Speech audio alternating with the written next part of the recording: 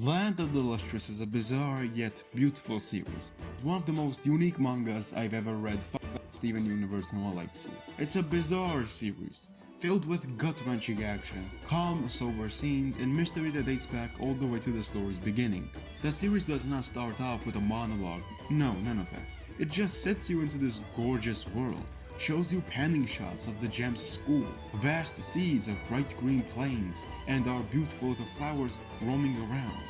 Land is a gift that keeps on giving, starting small, but by the end, the scope of it has overgrown its beginning tenfold.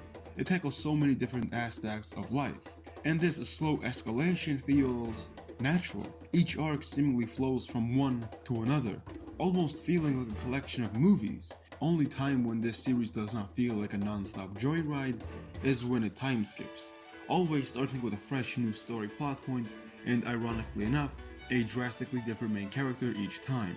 Established elements never overstay their welcome. It introduces a completely different story element to focus that changes the whole series' aesthetic. Land of the Lustrous has 94 chapters as of writing this video. And who knows how long that's gonna last, am I right, guys? Kill me. But Ichikawa uses all of these chapters to their fullest potential, developing its large, colorful cast of characters and world whilst giving it time to breathe and really settle. Every chapter matters to the grand scheme. None of them are fillers, always showing a different side to the world and the characters. Each chapter has so much content to the point where you're not even mad when you realize you read a chapter and have to wait for a month for the next one. The Grey Man takes some notes. But for real, it's honestly mind-blowing how well developed these characters are in such a short amount of time. To give an example, Phosphophyllite. She has so little screen time, but her character is very complex and it has a dual relationship with another character. I made a whole video about it, which is kinda bad, but the point is, by the time her final scenes come around, you know her personality, troubles, power, and have a distinguishing and unique look towards her. Most series fail to have this much detail in their major supporting characters, let alone a character that appears like 3 times. Each and every single one of these gems are unique. They have their own interests, trauma, feelings, personality, and opinions towards certain topics that changes as the story progresses. One of the most powerful parts of the series is its ability to not only establish character, but also to actively develop and progress them. Everything that makes a good character believable is present, even though they're fucking rocks for Christ's sake. But not all rocks are created equal. Some characters get little screen time and little development, but for the large majority, it's the complete opposite. The story follows Foz, this childish, bright-hearted gem who is kinda useless in combat, hence why she was given a simple job, to write an encyclopedia in the comfort of the school. But she tries her hardest to be useful. This kinda sounds like a generic useless damsel in distress type of character, yeah? Well, this is where the twist comes in.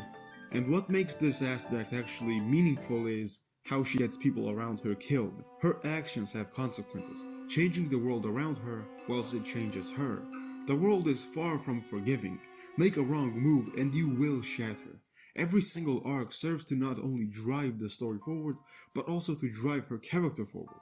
Through loss, trauma, age, gaining knowledge, she develops into a more mature, competent, and powerful character. And as with most things in this series, her development is seamless, a product of her surroundings and its consequence. Quite a few characters die in this series, which, if you watched my other video, you would know that I'm a psycho. And Land of the Lustrous does not disappoint. It kills off characters in a meaningful manner. Their deaths have an immediate and long-term effect on the characters and the plot. It's foreshadowed dozens of chapters before it actually happens. And the ones that do die are actual characters, ones we get to know across dozens of chapters, watch them change and establish new relationships. This aspect is the very same one which creates the unforgiving world. It elevates the threat of Lunarians, always fearing the moment whenever the black spot in the sky appears. Their defeat feels triumphant, loss is devastating, and whenever an overwhelmingly powerful character comes along to save the day, it makes you feel safe, and it gives you this sense of relief and security. But even so, this series does not have plot armor. Far from it. Many characters we love and enjoy die to never come back in this series. Land of the Lustrous also tackles some existential topics, how immortality can drive people insane, what it means to be truly alone, how much expectations can you put on someone until they ultimately crack, what happens after you gain what you sought for so long, and where do you go from there? What would you, if you had all the time in the world, do? Having your whole existence be shattered by a sinister truth, what would you do? Shit gets deep, Vsauce. None of these ideas are explained to you. It's done purely with visuals and long-term character and thematic development. You need to pay attention and really piece things together to really take in and understand the message. Speaking of questions, this series has a lot of mystery to it. It does not tell you what these mysteries are, but rather it shows it to you through visuals, events, and character activities. As they slowly but surely, along with the readers, develop questions. It almost feels like you are right there with the characters, actually experiencing these events, almost melting into the world. When the newest arc wrapped up, we learned a lot of things which was first a mystery, but almost immediately, another massive question popped up to serve the next arc. When one thing concludes, a fully fresh and different part takes its place. Nothing overstays its welcome, as I mentioned, and every single time, this series levels up to a more complex and distinguishing feature. As you could tell from watching the past 10 minutes of this video, despite it being CGI, the visuals in the anime are breathtaking, filled with gorgeous scenery and imagery. Hell, I even have this screenshot as my wallpaper. The anime utilizes CGI to its fullest potential, turning what otherwise could have been a simple scene into a long, complex, and dynamic display of artistic talent. In action scenes, it also uses long panning shots, which otherwise could never be accomplished in traditional 2D. The anime elevates the manga's art and turns it better in many ways.